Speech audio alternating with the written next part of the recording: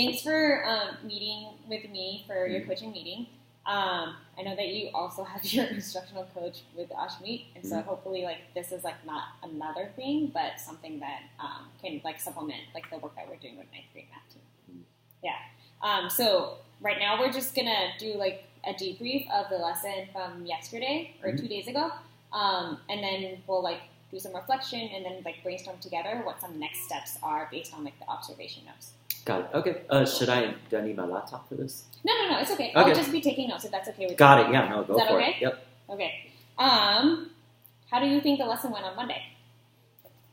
I think it went good in a sense that the students were definitely struggling on it, but they weren't checked out. So I felt like that there was a consensus, like productive struggle within the classroom and within the groups. So I felt like I was able to carry out the mission, which was have the students like, okay, not hold their hand on this activity, this exercise. I think then the classroom environment, like the motivational climate, was just fine. Because kids were asking really good questions, They were. Yeah. They were. So I thought that went really well. And what was your goal or your desired outcome from the lesson on Monday? Where did you see yourself going with that lesson? To really outline what it means to like be on the productive struggle bus, and to like really ensure the students that they should not check out, and that if you do not have the answer right away, that you should find ways to solve, and that goes beyond math. It goes like into communication. You have resources, you have kids that you can like talk, like speak with, ask like clarifying questions, and I think that like those like variables also like allow the student to be engaged because they're not struggling by themselves with activity, so that like even little things like communication or like conversations with other kids allows them to at least be motivated on for the activity itself. Yes, absolutely. And to which degree do you think that you were able to hit on that outcome for that Monday? I remember the skill, but I want to say it's somewhere between developing and then the one after developing. I felt like it was successful in its first rollout of what a productive struggle is, I think if I could like refine certain like classroom expectations during the activity, it'll be even more smoother. It'll be even smoother than it initially was. Absolutely. What were some parts of it that went really well? What's certain parts that went really well? Kids asking a bajillion questions when they were stuck. I saw kids, like their body language is pretty positive. I didn't see anyone sleeping, so they were at least like, fully erect, like moving, like asking questions like this. So they were at least engaged, and they were able to show that through body language as well. I saw that too. They were leaning into each other. Specifically at the table that I was at, Caesar, Mario, and the two other gentlemen sitting at the table were leaning into each other and asking each other for questions, which I thought was a really positive indicator of engagement. Is there anything else that you felt like went really well?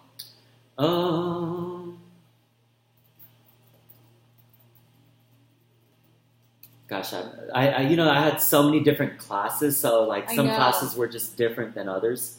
Not for the moment. Maybe I could come back on that question. Okay, absolutely. That's fine. If you were to change some things about your lesson plan on Monday, what would those changes be?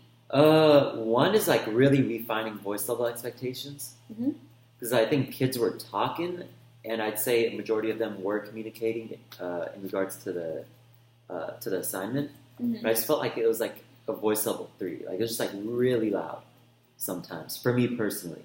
So I think refining the voice level expectations, beginning of the activity, that could have went better. And I think just stopping the class every once in a while when it did go above like a voice level 2. So at least it's like mental training. Like, hey, we were at a voice level 2 when we were engaged with our neighbors, but now we're at a voice level 3. Like we're super loud, and I think some of us, like as a result, have gotten distracted as a result of it. So but I'm like tone down. So at least be more assertive in that voice level expectations. And if you were to do it again, what would you have liked the voice level to be during the beginning of activity and throughout the activity? Throughout the entire activity, voice level 2. So you're communicating with your neighbor clearly. You're not like yelling, and we're like, some of them kind of got passionate because they're like challenging each other like about like what questions to ask under inquiry, which is really cool. But then it was just like there's just a lot of energy sometimes. Like, and me personally, I have like mild OCDs. I'm just like tone it down a little bit. Yeah. We feed off the energy that we have and we experience with each other. Correct. Yeah. Mm-hmm. Absolutely. Is there anything else that you would have wanted to change of your implementation aside from the voice level expectation, refining? What about the content? I'd say in regards to the content, I chose the specific exercise because it lacked clarity. Mm-hmm. So it really didn't define the units. Mm-hmm. Like you and I can understand the concepts because we can conceptualize the units. I did not completely clarify the degree of the units and the certain types of units. Mm-hmm. And that's something that I'm not sure that I should have done early on. But I did clarify it when kids were asking me is the sound scissor this or that? Then I clarified it because at least they were asking me the question. They were understanding okay, what type of can is this? Okay, so how many ounces is or how many ounces is in a pound? Stuff like that. So I did clarify that only if they asked the question. So I guess my personal conflict is whether or not I should clarify units or measurements before the activity. But the devil's advocate would be hey, maybe they need to struggle on this. Maybe I do not need to clarify in front of the class, Mm-hmm. So that's just my personal conflict that I had with it. Yeah, and I can understand why you would have personal conflict. I think that it was a smart move to wait for students to ask, because then that means that they're curious about it, mm-hmm. and also you're not feeding them the answer right away. Yeah. Right. I think that providing sometimes with allowing students to engage with their curiosity mm-hmm. Helps with cultivating the productive struggle in your classroom. Mm-hmm. I think you made the right move, is what I'm saying. Okay, got it. Thank you. Waiting for students to ask the questions before you clarify. Otherwise, I think when you clarify right away, mm-hmm. The positive is that you're front loading students, and then the other end of it is that what if they were to ask the questions? You know what I mean? Mm-hmm. Which it sounded like a lot. Some of the students did ask questions. Correct. Yeah. Yes. Yeah. So I think that they were engaging in curiosity, and then when they were unable to find the answer, they needed clarification, so they asked you the question. Mm-hmm. And so that was neat. Yeah. Thank you. Appreciate it. So thank you for your reflection. I did take observation notes, and I'm not sure if you had the time to look over it electronically, but we can take maybe 2 silent minutes reading mm-hmm. over the notes, and then if you have any questions, we can debrief after. Mm-hmm. Okay? Got it. Cool. Just let me know when you're ready.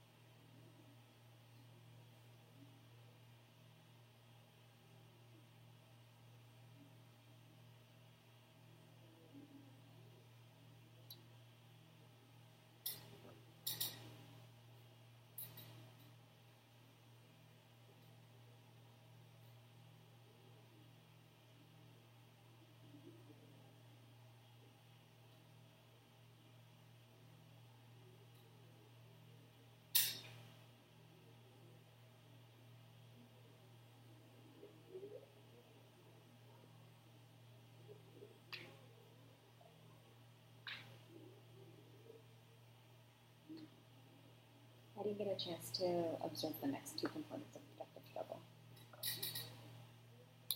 Within the slides or within the time that I was in your classroom yesterday. But those are the next two components of the productive struggle that we're working towards.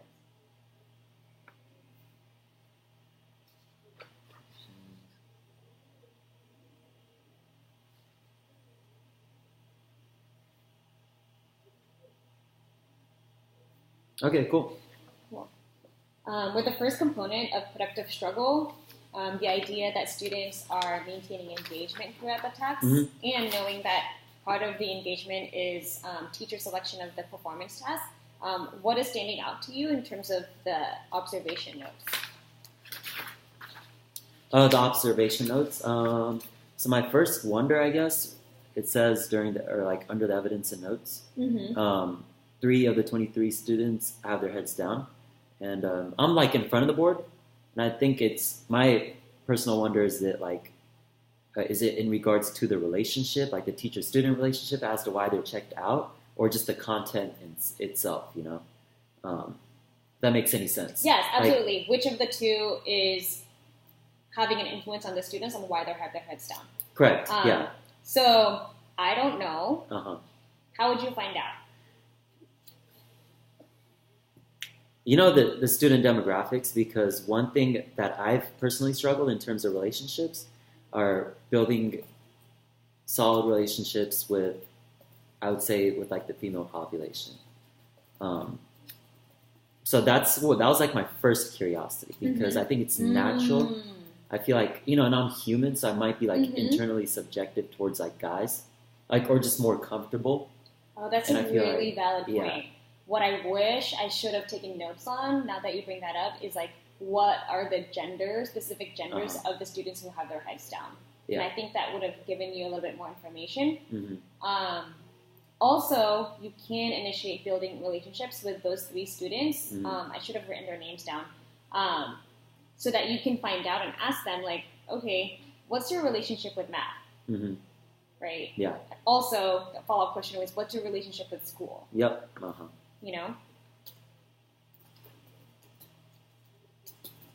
So the next time I do have an observation with you, I'll make sure to write the students' names down to give you a better idea to who to follow up with. Okay, got it. I also want to say at 3 out of 23, that means the opposite of that is 20 out of 23 students is actively engaged. Yeah, definitely. Yeah. And then my other thing, and I think this is what I should have done a better job, was like to really explore inquiry.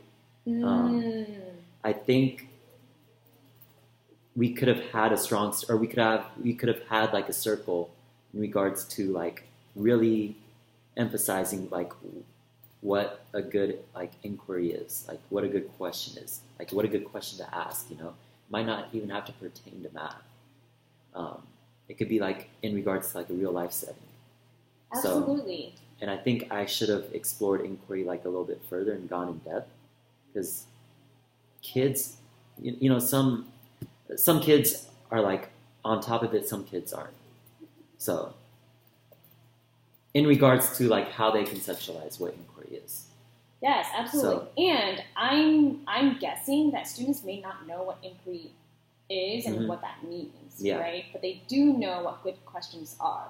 Correct. Right? Because they ask the questions all the time, every day, when they're curious about something, right? They're motivated to ask the question. So and these are like in-depth questions, Right, exactly. And so what would that look like if you presented, a topic or whatever, and then students came up with their own questions? I don't know, but it sounds like that's the direction that you're going. It would be a very specific question, and then I would, at least right now how I'm like conceptualizing it is like having them in circles and then using one mic, one voice for them to like ask a clarifying question or like an in-depth question, And we would like go around the circle and we'd gather all these questions. Yes. And I think my body language would be like this. This is how I like make a connection. So I would like emphasize like, wow, like some of you guys had some really good inquiry about the subject matter. Now let's bring it like into math. Yes. Like, in regards to the activity itself, Well, something that I'm thinking about now, and my mind is just like going kind of like moving forward. Yeah.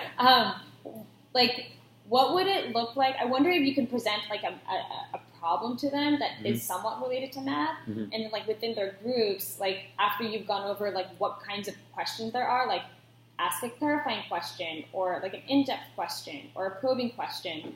Like, as a group table, they come up with like maybe a minimum of 3 really good questions as a group, and then, like, in a circle, they share that out with the rest of their classmates and, like, ask them, like, what are the questions that we want to ask ourselves in order to solve this problem? What questions we should ask ourselves in order to solve the problem. Yep. And that's definitely related to mathematical practice 1, which is making sense of problems and persevering through them, right? Because the very first step of being able to persevere through something is finding out what information you don't know so that you can ask those questions. Okay, yeah, I agree. Yeah. Cool. Are you doing another super strong start?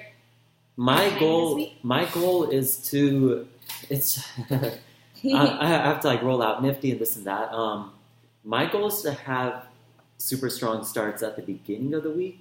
Yeah. And then take time to like process it, and then maybe do it again like on Friday, or just like take whatever data. Yes. So like already on Friday, I'm thinking about, what you've told me, like what questions do we need to ask in order to solve a problem? Like it could be a group thing, or we could bring it into circles. Like this is like starting to like really spin in my head. Right. So I think productive struggles, like super specific productive struggles, can happen like on Mondays and Fridays. Yes, exactly. And then students can expect, like, oh, on Mondays, I'm going to need to start thinking about, like, asking questions. Like getting them into that structure and routine so that's like, predictable. I think we'll start to feel like they can do it. Yeah. Right? Definitely. So you're going to do another super strong start on Monday? On Monday. If I have anything finalized in regards to kind of like debriefing the activity that we did on Monday for Friday, I'll give you like a heads up, and I could just like send you the lesson plan. Yeah, that'd be great. And I'm super happy to look over the lesson plan and take a look at the mathematical tests to see if students are going to be able to ask that many questions or not. Or I'm happy to thought partner with you on that. I'm excited to see the super strong start on Monday and see what you're able to come up with. Yeah, we'll see. Yeah. Definitely. Does it seem like you're going to be able to, are you planning on reviewing types of questions before you go over the super strong start, or like using the super strong start to introduce asking questions? That's tough because they have held on to their super strong start. So I have like a very, I've like skimmed through it, but I haven't like sat down and like marked off their strong starts. So they were asking me good questions, but I'm not sure if they've clarified those questions onto the super strong start, So I'm gonna look to see if they really asked in-depth questions rather than just like passive questions, So I think that's what I need to like differentiate, and whatever information I can gather, I'll gauge like how I'm gonna approach Monday, like based off the information that I found. Okay. So that's like student data from this like super strong start. So yes. So students are turning in their super strong starts due on Friday. On Friday, correct. And then based on what you retrieve on Friday, you'll use that data to inform how you're going to differentiate the questions on Monday. Correct. Yeah. Like what inquiry is and what it's not in regards to the subject matter.